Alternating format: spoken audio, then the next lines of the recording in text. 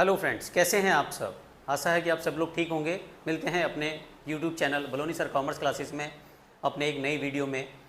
पिछले वीडियो में मैंने आपको nature and significance of management के आपको इफेक्टिव वर्सेस एफिशिएंसी के बारे में समझाया, मैनेजमेंट के आपको फीचर्स बताए और मैंने ऑब्जेक्टिव ऑफ मैनेजमेंट को डिफ़ाइन किया। जिन स्टूडेंट्स ने वो वीडियो नहीं देखी है तो पार्ट 1 देख सकते हैं। ये है पार्ट 2 जिसमें मैं इंपॉर्टेंस ऑफ मैनेजमेंट को डिफ़ाइन करने वाला हूँ।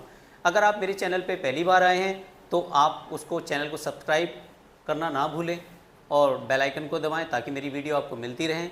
लाइक सब्सक्राइब करने से आप कोई पैसा नहीं लगता, लेकिन मुझे मोटिवेशन मिलता है ताकि मैं आप लोगों के लिए जल्दी से जल्दी अच्छी वीडियो लेके आ सकूं। तो आई होप कि आप मेरे चैनल को एंजॉय भी करेंगे और लाइक और सब्सक्राइब करना ना भूलें, ज़्यादा से ज़्यादा लोगों को शेयर्स करें।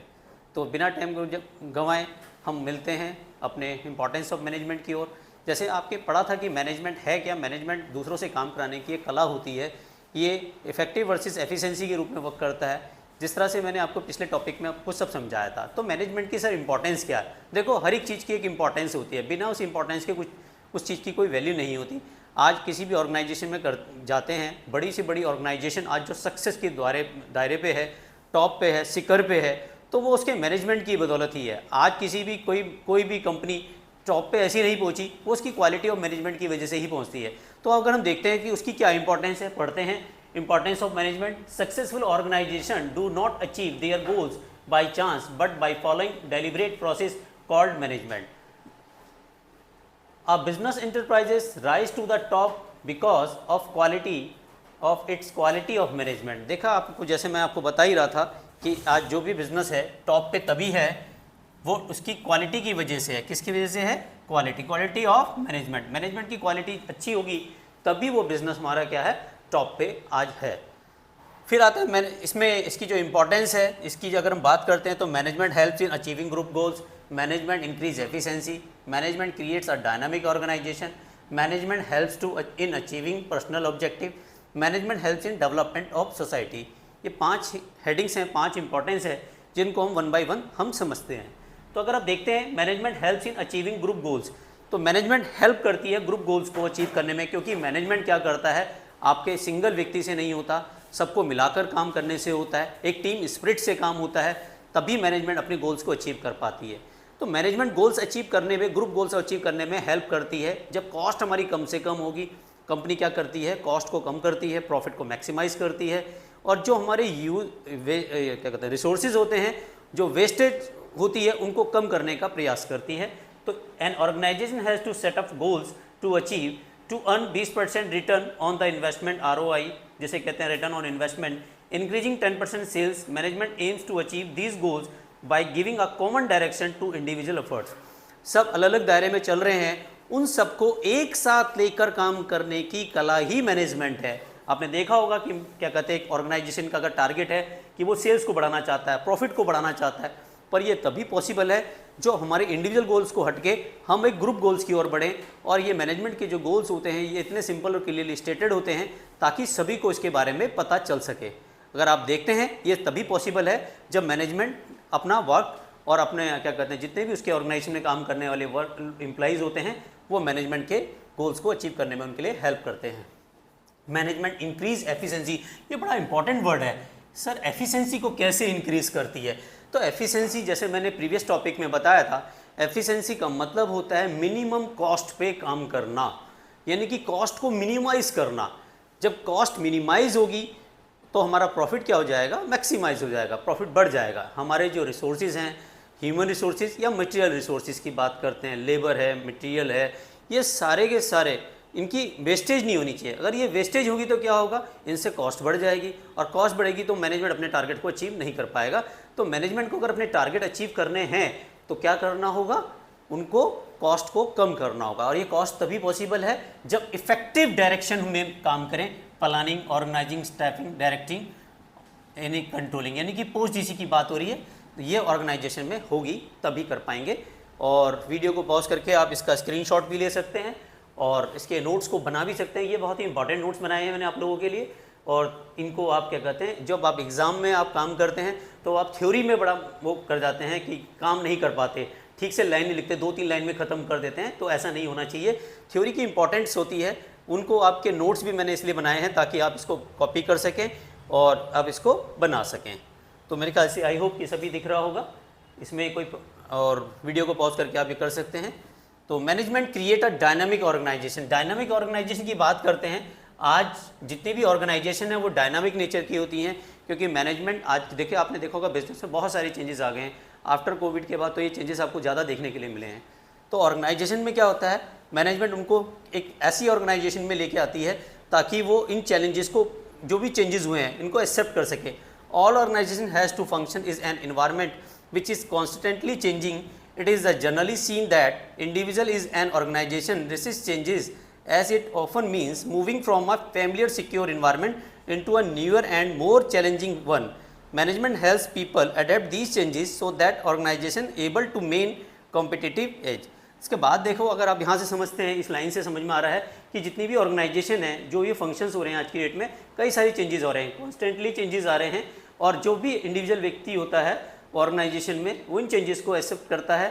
वो फैमिलियर ऐसा इन्वायरमेंट क्रिएट करते हैं, ऐसे सिक्योर इन्वायरमेंट क्रिएट करते हैं ताकि हम ज़्यादा से ज़्यादा यहाँ पे वर्क कर सकें और ज़्यादा से ज़्यादा हम अपने आप को सिक्योर महसूस कर सकें और एक अच्छी और डायनामिक ऑर्गेनाइजेशन की ओर मूव कर सकें।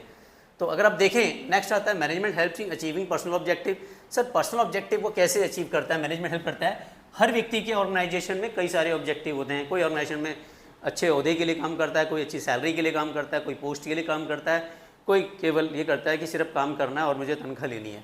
लेकिन सबके अपने अपने ऑब्जेक्टिव होते हैं। मैनेजमेंट उसमें आपके लिए कैसे हेल्प करता है? अगर मैनेजमेंट के गोल्स अचीव होंगे, टारगेट अचीव होंगे, तो कंपनी को प्रॉफिट होगा। जब कंपनी को प्रॉफिट होता है तो डेफिनेटली उसका एक शेयर्स मैनेजमेंट वर्कर्स को भी देता है।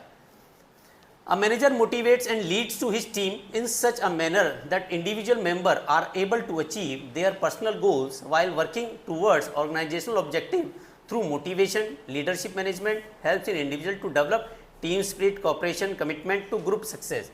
ये आप देखें, ये वर्ड बड़े इंपॉर्टेंट है। टीम स्पिरिट की बात कर रहे हैं, लीडरशिप की बात कर रहे हैं, मोटिवेशन की बात करते हैं। तो मैनेजमेंट क्या करती है? मोटिवेट करती है अपने एम्प्लॉइज़ को। वो ज़्यादा से ज़्यादा काम करते हैं, अच्छा से अच्छा काम करते हैं। जब अच्छा से अच्छा काम करते हैं तो डेफिनेटली कंपनी क्या करती है? अपने टास्क को अचीव करती है, गोल्स को अचीव करती है। तो जब गोल्स को अचीव करती है, ये पॉसिबल कैसे होगा? एक मोटिवेशन से होगा, लीडरशिप से होगा।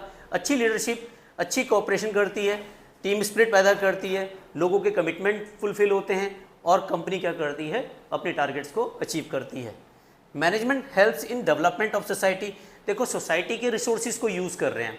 अगर सोसाइटी के रिसोर्सेज को अगर हम वेस्ट करेंगे तो क्या होगा? उसका इम्पैक्ट क्या आएगा? सोसाइटी हार्मफुल हो जाएगी, मतलब एक दिक्कत में आ जाएगी, क्योंकि हमारे पास नेचुरल रिसोर्सेज कम है और उनका हमें ज़्यादा दुरुपयोग नहीं करना चाहिए, बल्कि उनका यूटिलाइजेशन इस तरीके से करना चाहिए कि कम में ज़्यादा से ज़्यादा हो सके।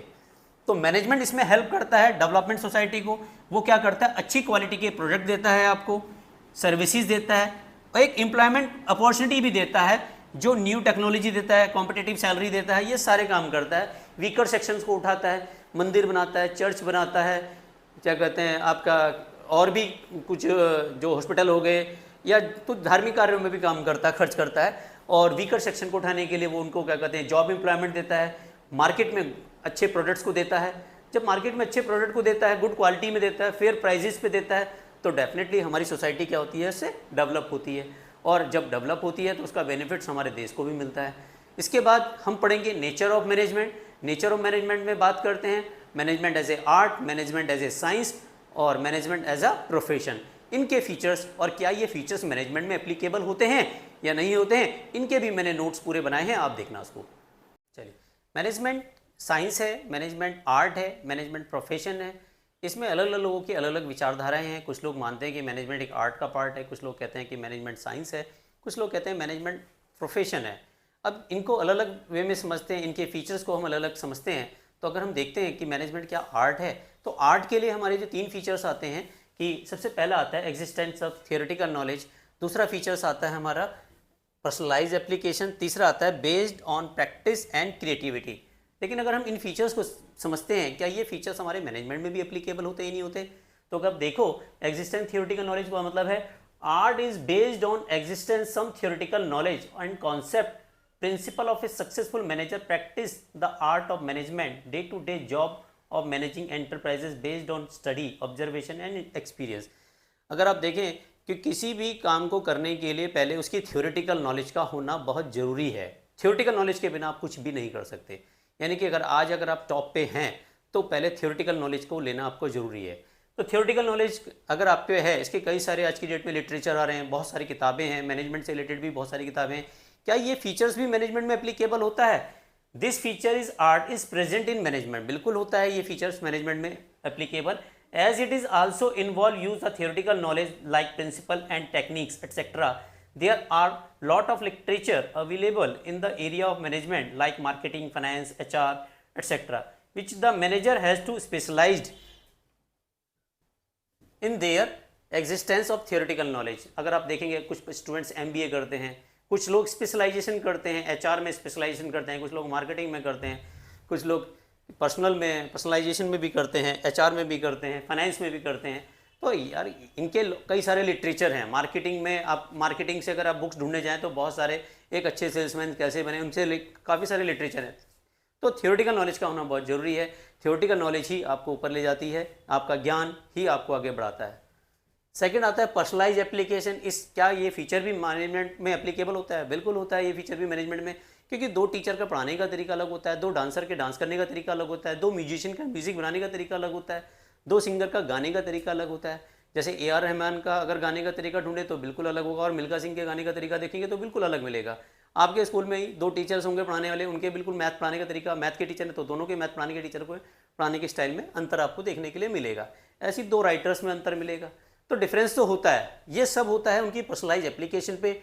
Art is the personalize concept as everyone apply theoretical knowledge in his own way. For example two dancer, देखो कई बात करी, two dancer, two teachers, two singer etcetera will always differ from demonstrating their art. A manager applies the scientific body of knowledge to given situation. This feature is art also present in the management. Manager has his own unique way of managing things and people. Although all manager learn same management principles and their theory. सबके सब same literature पढ़ते हैं, same theory पढ़ते हैं, but उनके पढ़ाने के तरीके, उनके बोलने के तरीके, गाना गाने के तरीके, डांस करने के तरीके सबके अलग अलग मिलेंगे। ठीक है ना। जैसे अगर हम बात करते हैं, हमारे यहाँ प्रभु देवा अलग तरीके से डांस करते थे, और अगर हम बात करते हैं माइकल जैक्सन, उनके डांस करने का तरीका बिल्कुल अलग मिलता है। तो वो दो डांसर के डांस करने का तरीका अलग मिलता है। ये सब हुआ पर्सनलाइज एप्लीकेशन से। थियोरेटिकल नॉलेज दोनों ने वही ली, थियोरेटिकल नॉलेज सेम रही, बट उनके करने के तरीके वो अलग रहते हैं हमेशा। Based on practice and creativity. जितनी ज़्यादा प्रैक्टिस करोगे, उतने ज़्यादा क्रिएटिव बनोगे। आपको नई नई टेक्निक्स आएंगी, नए नए तरीके आएंगे, नए नए मतलब आप अलग अलग तरह के निकालेंगे। जैसे संजीव कपूर जी का नाम सुना होगा, वो बिल्कुल रेसिपी अलग अलग तरीके की निकालते हैं। ऐसे कई लोग हैं जो अपने अपने तरीके से कुछ ना कुछ अलग करते हैं। तो art involve the continuous process of the existing theoretical knowledge means if need regular practice, think creativity and skillful art can be improve through constant practice. This feature is, ये फीचर भी मैनेजमेंट का art में applicable होता है। Also applied in management also increase their management skills and efficiency with regular practice. ये भी regular practice करते हैं और मोर इफेक्टिवली काम करते हैं। अगर बात करते हैं तो मैनेजमेंट आज जो भी काम करता है, देखो आज हम जो भी अपने प्रिंसिपल्स अप्लाई करते हैं वो ह्यूमन बींग्स पे अप्लाई करते हैं, और ह्यूमन बींग का nature day by day change होता है, और सारे प्रिंसिपल एक जैसे, एक नियम हम एक व्यक्ति पर नहीं लगा सकते। तो सबसे डील करने का मैनेजमेंट का तरीका अलग अलग होता है। इसीलिए हम कहते हैं कि वो जब इतना एक्सपीरियंस ले लेते हैं, इतना सब चीज़ें लेते हैं, तो उनके अंदर भी क्रिएटिविटी आती है। एक नया सेल्स मैनेजर और 10 साल बाद वही सेल्स मैनेजर जो होगा उसके एक्सपीरियंस में अंतर आ जाएगा। तो ये तभी पॉसिबल है जैसे जैसे वो काम करेगा, जितना ज़्यादा वो काम करेगा, जितना ज़्यादा वो क्रिएटिव सोचेगा, जितना ज़्यादा वो प्रैक्टिस करेगा, उतनी ज़्यादा उसकी क्रिएटिविटी आएगी। तभी कहते हैं जीतने वाले हर काम को अलग ढंग से करते हैं, जीतने वाले कोई काम को अलग नहीं करते, वो हर काम को अलग ढंग से करते हैं। इसीलिए आपको भी जितनी ज़्यादा आप प्रैक्टिस करेंगे, थियोरेटिकल नॉलेज भी आपकी उतनी इंप्रूव होगी। और इसके बाद हम पढ़ते हैं मैनेजमेंट एज अ साइंस। तो मैनेजमेंट एज ए साइंस किसे कहते हैं, इसमें भी बड़े बड़े लोगों के अलग अलग विचार हैं। कुछ लोग कहते हैं कि मैनेजमेंट साइंस है। तो कैसे पता चलेगा कि मैनेजमेंट साइंस है? मैनेजमेंट साइंस में हमारे जो 3 फीचर्स आते हैं, एक आता है सिस्टमाइज बॉडी ऑफ नॉलेज, दूसरा आता है principal based on observations and experimentation, तीसरा आता है यूनिवर्सल वैलिडिटी। अगर हम एक वन बाय वन समझते हैं। तो पहला जो आ रहा है वो आ रहा है systemise body of knowledge. Systemise body of knowledge क्या है? Science is a systemise body of knowledge whose principles are based on a cause and effect relationship की बात हो रही है। यहाँ पे कारण और उसके जो रिलेशंस हो रहे हैं, कॉज एंड रिलेशनशिप्स, क्या इफेक्ट आता है। साइंस ऐसे नहीं होता है, साइंस क्या करता है, उन कारणों का पता लगाता है, उनके साथ क्या रिलेशंस हैं, तब जाके उसको एक्सपेरिमेंट के रूप में वो पूरा करता है। तो क्या करता है, वो रिपीटेड एक्सपेरिमेंट करता रहता है जब तक वो बिल्कुल सही जगह पे ना पहुंच जाए। साइंस रुकता नहीं है।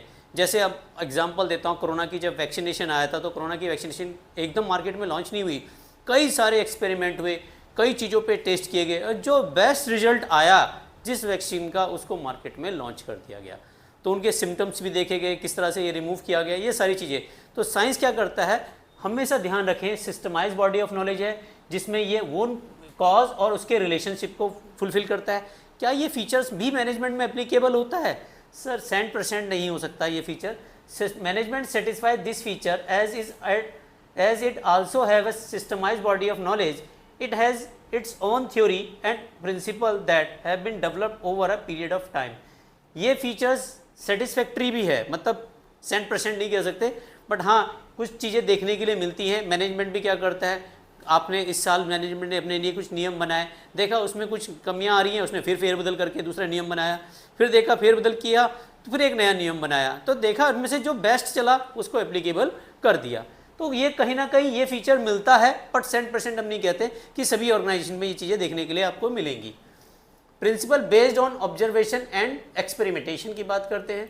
Scientific principle are first develop through observation and tested through repeated experiment under control condition.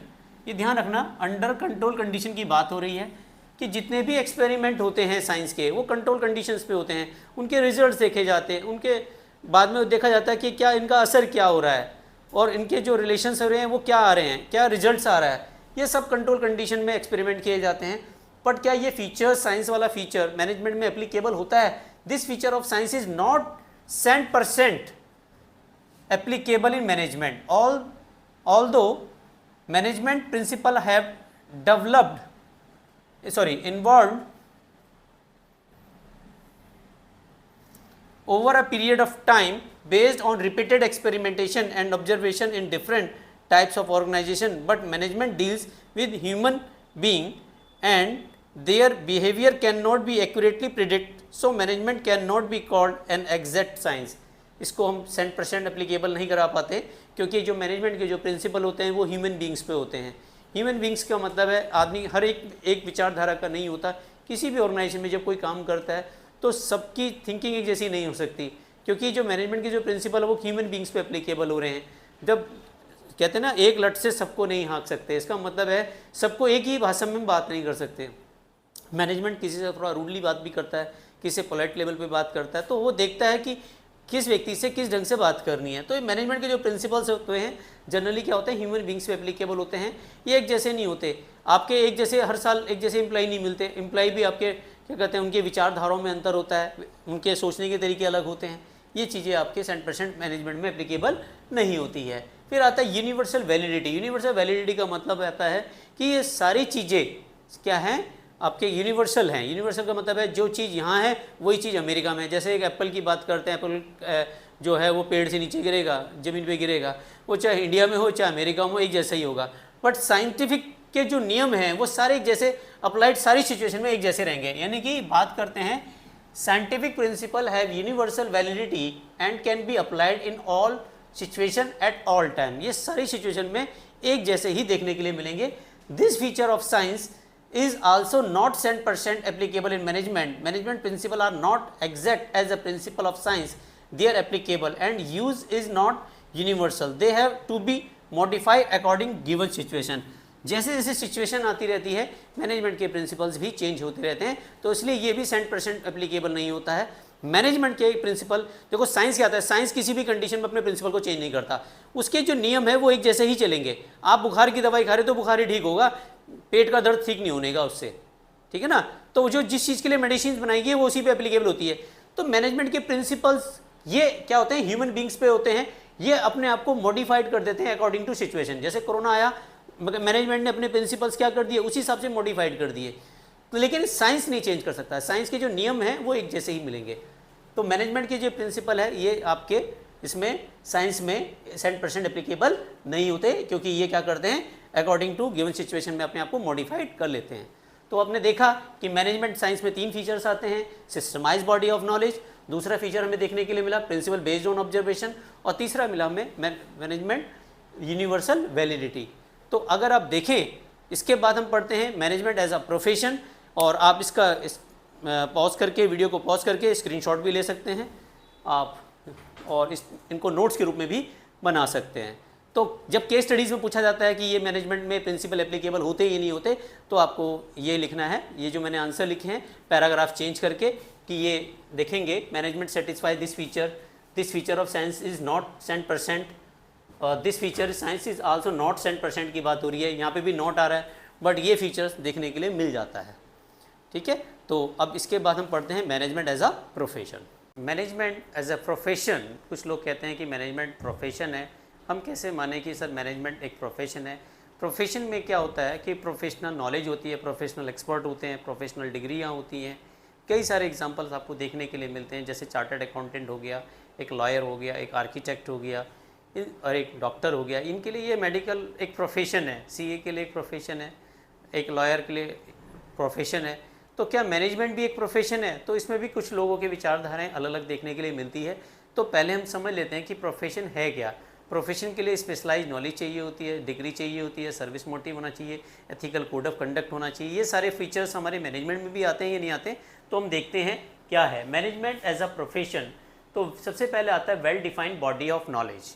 तो जो भी प्रोफेशन होता है उसकी अपनी एक बॉडी होती है, अपनी एक ये well defined body of knowledge होती है, जिसमें उनकी एक डिग्रियाँ होती हैं। In every profession there is practice of systematic body of knowledge which help to professional gain specialize knowledge of profession, जिससे वो क्या करता है, स्पेशलाइज नॉलेज लेता है। जिस फील्ड का वो व्यक्ति है उसी फील्ड में वो एक्सपर्ट होता है और वो प्रोफेशनल होता है। This feature is profession is present in management as it also consist of systematic body of knowledge of concept, theories and principles. This knowledge can be acquired at different institution and through large number of books and journal. ये कई सारी literature part आपको देखने के लिए मिलते हैं। तो क्या ये फीचर्स भी मैनेजमेंट में एप्लीकेबल होता है? बिल्कुल, ये फीचर्स भी मैनेजमेंट में एप्लीकेबल होता है, क्योंकि जैसे आप देखते हैं कि प्रोफेशन में कई सारे लिटरेचर्स अवेलेबल हैं, उनके अपने इंस्टीट्यूशंस हैं, जैसे सीए का अपना इंस्टीट्यूट होता है, चार्टर्ड अकाउंटेंट का, डॉक्टर का अपना मेडिकल प्रैक्टिशनर उसके लिए होता है, एक लॉयर का बार काउंसिल होता है, ये भी इनके लिए सिस्टमेटिक बॉडी ऑफ नॉलेज है। ये लोग पढ़ाई करते हैं, इन चीज़ों की डीप नॉलेज लेते हैं, तब जाके इनको ये डिग्रियाँ मिलती हैं। मैनेजमेंट के भी फीचर्स ये एप्लीकेबल होते हैं। मैनेजमेंट क्या होता है, इस फीचर में प्रोफेशन में ये मैनेजमेंट एप्लीकेबल होता है, क्योंकि इसमें भी क्या है, कई सारे कॉन्सेप्ट्स हैं, कई सारी थ्योरीज हैं, कई सारी चीज़ें आपको देखने के लिए मिलती हैं। अब हम बात करते हैं रिस्ट्रिक्टेड एंट्री। देखो, रिस्ट्रिक्टेड एंट्री की बात करते हैं, एक सीए बनना है तो उसके लिए आपको इंस्टीट्यूट ऑफ चार्टर्ड अकाउंटेंट की डिग्रियां पास करनी होगी, डिग्री लेनी होगी, मतलब उनके एग्ज़ाम पास करने होंगे। एक लॉयर बनना है तो आपको बार काउंसिल का सर्टिफिकेट चाहिए, इसके लिए लॉ के एग्ज़ाम्स क्लियर करने होंगे आपको। एक आर्किटेक्ट के लिए आर्किटेक्ट के एग्ज़ाम्स क्लियर करने होंगे। ऐसी एक डॉक्टर बनना है तो उसके मेडिकल के सारे एग्ज़ाम्स क्लियर करने होंगे आपको। तो आपको ये समझना होगा कि जो भी प्रोफेशंस होते हैं उनमें आप डायरेक्ट एंट्री नहीं ले सकते, पहले उनको एग्ज़ाम्स क्लियर करने पड़ेंगे, तब आपको सर्टिफिकेट मिलेगा, तब आप उस प्रोफेशन को यूज़ कर सकते हैं। जैसे लॉ का आपको क्या कहते हैं, चैम्बर खोलना है तो उसके लिए लॉ का एग्ज़ाम क्लियर करना होगा, बार काउंसिल की मान्यता लेनी होगी, तब जाके आप प्रैक्टिस कर सकते हैं इंडिया में। तो रिस्ट्रिक्टेड एंट्री है, ये आप ध्यान रखें। प्रोफेशन में हमेशा रिस्ट्रिक्टेड एंट्री होती है, हर कोई नहीं कर सकता। जैसे पान की दुकान हर कोई खोल सकता है, सब्जी का ठेला हर कोई लगा सकता है, ठीक है ना। तो इन चीज़ों के लिए आपको कोई डिग्री की ज़रूरत नहीं है। लेकिन जो प्रोफेशनल होते हैं, जैसे डॉक्टर है, सीए है, चार्टर, इनको स्पेशलाइज नॉलेज चाहिए होती है इनकी। लेकिन ये फीचर क्या मैनेजमेंट में एप्लीकेबल होता है? नहीं, ये फीचर मैनेजमेंट में एप्लीकेबल नहीं हो सकता। कोई भी व्यक्ति, ये सबके लिए ओपन है, मैनेजमेंट कोई भी कर सकता है। मैनेजमेंट मतलब आपको ग्रेजुएट हैं, पोस्ट ग्रेजुएट हैं, आप मैनेजमेंट कर सकते हैं। इसके लिए आपको स्पेशलाइज नॉलेज की होने की ज़रूरत नहीं है। मान लेते हैं आप स्कूल खोलना चाहते हैं, मान लेते हैं आप एक मॉल खोलना चाहते हैं, मान लेते हैं आप सिनेमा हॉल खोलना चाहते हैं, मान लेते हैं कि आप एक अच्छी दुकान खोलना चाहते हैं, तो इसके लिए आपको कोई स्पेशल डिग्री की ज़रूरत नहीं है। जनरल स्टोर खोलना चाहते हैं, इसके लिए कोई डिग्री की चाहिए नहीं, वहाँ पे आप मैनेजमेंट कर सकते हैं। मान लेते हैं आपके और जो छोटा सी एक शॉप है जिसमें 10 लोग काम करते हैं, उनके आप मैनेजमेंट कर रहे हो, उनको समझा रहे हो, तो मैनेजमेंट कर सकते हो, स्कूल में मैनेजमेंट कर सकते हो। इसके लिए आपको कोई स्पेशली डिग्री की जरूरत नहीं है, सीए या डॉक्टर लॉयर नहीं बनना है। इसके लिए तो आपके पास एक थोड़े बहुत पढ़े लिखे भी हो तो भी काम चल सकता है। तो ये फीचर्स मैनेजमेंट में एप्लीकेबल देखने के लिए नहीं मिलता है। प्रोफेशनल एसोसिएशन, जितने भी काउंसिल्स होती हैं, जितने भी आपके प्रोफेशनल्स होते हैं, इनकी अपनी एक एसोसिएशन होती है। जैसे सीए की अपनी एक एसोसिएशन होती है, एक लॉयर की अपनी एक बार काउंसिल का मेंबर होता है उसकी अपनी एक एसोसिएशन होती है, एक डॉक्टर की अपनी एसोसिएशन होती है। तो आप देखते हैं कि ये सब चीज़ें आपके प्रोफेशनल एसोसिएशन से ही होती हैं। लेकिन क्या ये फीचर्स मैनेजमेंट में एप्लीकेबल है? नहीं, ये फीचर्स मैनेजमेंट में एप्लीकेबल नहीं मिलता, क्योंकि मैनेजमेंट की कोई अपनी प्रोफेशनल काउंसिल नहीं होती, प्रोफेशनल एसोसिएशन नहीं होती। जैसे एग्जांपल दें, all professional are qualified to the professional association which regulate entry, grant certificate, practice, formulates and enforce the code of conduct. For example, lawyer तभी बनता है जब वो बार काउंसिल का सर्टिफिकेट लेता है। अगर इंडिया में प्रैक्टिस लेनी है, प्रैक्टिस करनी है, तो उसे बार काउंसिल का सर्टिफिकेट लेना होगा। This feature is not applicable in management as not compulsory for a manager to be a member of any management association. जरूरी नहीं है वो किसी भी मैनेजमेंट एसोसिएशन का मेंबर हो, तो इसके लिए उसकी कोई डिग्री की ज़रूरत नहीं है। तो ये फीचर्स हमारा मैनेजमेंट में देखने के लिए नहीं मिलता है। फिर आता है ethical code of conduct. Ethical code of conduct की बात करते हैं तो नियम और कानून की बात करते हैं। एथिकल का मतलब है एथिक्स, रूल्स, रेगुलेशंस। तो जितनी भी एसोसिएशन होती हैं उनके अपने रूल्स होते हैं, उनके अपने रेगुलेशंस होते हैं, अपने कोड ऑफ कंडक्ट होते हैं, नियम होते हैं। उन नियमों के दायरे में ही वो काम करती है, उस नियम से बाहर नहीं जाता। अगर वो कोई गलत काम करता है तो उनकी एसोसिएशन उनको क्या करती है? पनिश करती है। तो ये पॉसिबल तभी होगा जब एथिकल कोड ऑफ कंडक्ट होगा। ये प्रोफेशन में ही देखने के लिए मिलेगा, बट मैनेजमेंट में ये फीचर्स देखने के लिए मिलता नहीं है। तो क्योंकि मैनेजमेंट का कोई अपना एसोसिएशन होता नहीं है। All professional are guided are the bounded by a code of conduct which is guided by its member. For example, doctor take oath of ethical practice at the time they enter in profession. जब एक doctor अपने medical practice में आता है तो वो एक शपथ लेता है। ऑथ का मतलब शपथ लेना होता है। वो शपथ लेता है कि मैं अपने मरीजों का देखभाल करूंगा, उनको बेस्ट से बेस्ट ट्रीटमेंट करूंगा और अच्छी सर्विसेज दूंगा। ये उसकी शपथ होती है। एक लॉयर जब शपथ लेता है, कहता है मैं अपने क्लाइंट्स को जस्टिस दिलाऊंगा, न्याय दिलाऊंगा, पर सही तरीके से दिलाऊंगा। इसी तरीके से इनका अपना एक क्या होता है? एथिकल कोड्स होता है। लेकिन ये फीचर्स मैनेजमेंट में एप्लीकेबल नहीं होता, क्योंकि इनके कोई यूनिफॉर्म कोड ऑफ कंडक्ट नहीं होते। जैसे एग्जांपल, हर स्कूल के अपने नियम होते हैं, हर स्कूल के अपने कायदे होते हैं, अपने फीचर्स होते हैं। ऐसी किसी शॉप्स के, किसी मॉल्स के अपने अपने रूल्स रेगुलेशंस होंगे। सबके मैनेजमेंट करने का तरीका अलग होता है। वो किसी कोड ऑफ कंडक्ट के दायरे में नहीं आते, वो अपने नियम कानून बनाते हैं। लेकिन यहाँ की बात करते हैं प्रोफेशन की, ये लोग नहीं बनाते, इनकी एसोसिएशन बनाती है और इनको उसी एसोसिएशन के हिसाब से चलना होता है। आई होप समझ में आ गया होगा आपको। सर्विस मोटिव की बात करते हैं तो सर्विस मोटिव क्या होता है? जो आपके जितने भी प्रोफेशन होते हैं इनका मोटिव जो होता है वो सर्विस देना होता है। The basic motive of profession to serve their client by rendering dedicated and committed services. For example, task a lawyer ensure that his her clients get justice. वो अपने क्लाइंट्स को क्या करता है? जस्टिस देना उसका मेन उद्देश्य होता है। तो ये सर्विस है उसकी, कि वो क्लाइंट्स को क्या दे सके? सर्विस दे सके। एक डॉक्टर अपने पेशेंट्स को ठीक करने की सर्विस देता है, एक लॉयर अपने क्लाइंट्स को जस्टिस दिलाता है, एक सीए अपने क्लाइंट्स को बेस्ट सर्विसेज देता है, अकाउंटिंग की सर्विस देता है। ये सारे काम सर्विस मोटिव में होते हैं। क्या ये फीचर्स मैनेजमेंट में एप्लीकेबल होता है? This feature is not 100% applicable in the management as the basic aim of management is to help organization achieve it is started goal. This may be profit maximization for business enterprises and service for a hospital. एक जो organisation देखने के लिए मिलती हैं इनमें 100% applicable नहीं होता, क्योंकि इनका मोटिव क्या होता है? प्रॉफिट मेकिंग होता है, प्रॉफिट कमाना इनका मेन ऑब्जेक्ट होता है। इसलिए मैनेजमेंट का ये फीचर्स, ये जो प्रोफेशन का ये फीचर है, ये मैनेजमेंट में एप्लीकेबल नहीं होता है। तो आपने देखा होगा कि मैनेजमेंट एज ए साइंस भी, मैनेजमेंट एज ए आर्ट भी, मैनेजमेंट एज ए प्रोफेशन भी, ये तीनों चीज़ें आपने ढंग से पढ़ी। फिर भी कोई क्वेरीज वगैरह हो तो आप मुझे कमेंट बॉक्स में लिख सकते हैं और आप इसका स्क्रीनशॉट ले सकते हैं। इस वीडियो को पॉज करके आप स्क्रीनशॉट ले लीजिए और ये नोट्स के रूप में भी आपके काम आएंगे। बेटा केस स्टडीज़ भी आती है और इस बार 2023 के एग्ज़ाम में मैनेजमेंट एज ए प्रोफेशन पे केस स्टडीज़ आई थी और ये आपको एग्ज़ाम में देखने के लिए भी मिली। 4 मार्क्स की केस स्टडीज़ थी, इसमें ये सारी चीज़ें पूछी गई थी। तो केस स्टडीज़ भी आपकी बहुत आती है और मैं आपको केस स्टडीज़ की भी क्लासेस लिया करूँगा। ठीक है, आप अपने रूल्स लिखें, आप अपने आप जो भी आपको प्रॉब्लम्स आती है कमेंट्स बॉक्स में लिखें और प्लीज़ मुझे लाइक एंड सब्सक्राइब ज़रूर करें और ज़्यादा से ज़्यादा लोगों को शेयर्स करें। और मेरे को अच्छा लगता है जब आप मुझे लाइक करते हैं, सब्सक्राइब करते हैं, तो मुझे इसका मोटिवेशन मिलता है। मोटिवेशन मिलने से मैं और अच्छी एक नई वीडियो बनाता हूँ, बहुत अच्छा लगता है। थैंक यू फॉर वॉचिंग बलोनी sir commerce classes. Love you ऑल्स।